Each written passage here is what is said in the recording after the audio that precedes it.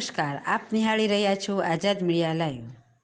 જસદણ તાલુકાના જગવણ ગામે એક સિદ્ધપરા પરિવારના માતાજીના મંદિરે ભુવારાજનું ભવ્ય આયોજન કરેલું છે।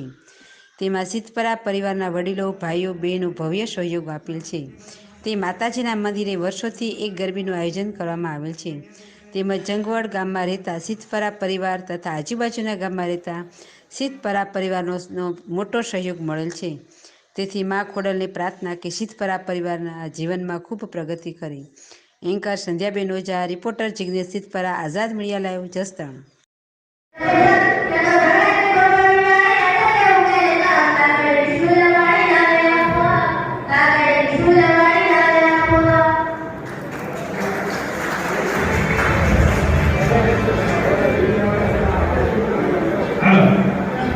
આજે મંડળની બાળકોને અમારા ખોડિયાર યુવક મંડળ આજની ભેટ આપે છે।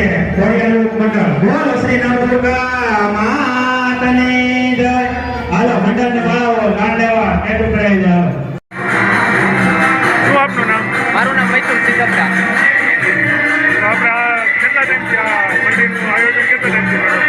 લગભગ આ તો બહુ પહેલાંનું જૂનું મંદિર છે અને નવરાત્રિનું આયોજન લગભગ 40 થી 45 વર્ષથી આ બધા કહે છે કે થાય છે અને અમે પણ જોયું છે।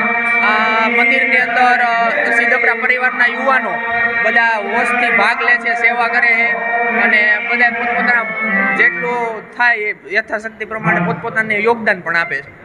અને અહીંયા તમે સ્વયંસેવકો કઈ રીતે કરો?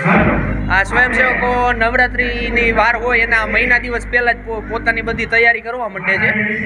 છોકરીઓને રાસ શીખવાડવાના હોય, સ્ટેજની તૈયારી કરવાની હોય, સાઉન્ડની તૈયારી કરવાની હોય, જે કાંઈ શણગારવાનું હોય એ બધું કરવામાં આવે છે 1 મહિના દિવસ થયા પહેલાંથી।